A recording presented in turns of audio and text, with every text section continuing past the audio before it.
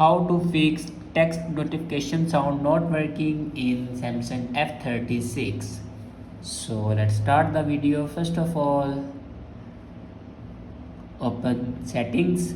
In settings, scroll down and here you can see the option notification.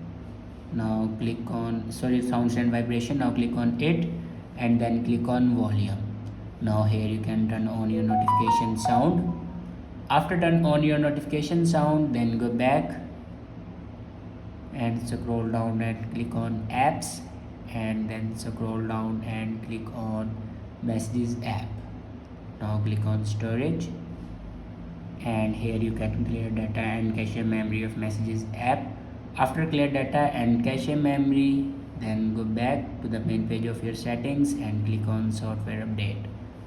Now here you can check your latest version will be updated or not.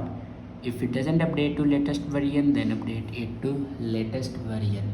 After update a latest version, then go back to your home screen and restart your device.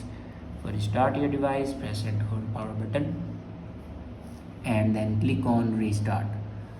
After restart your device, your problem will be fixed. I hope this video is helpful for you. Thanks for watching.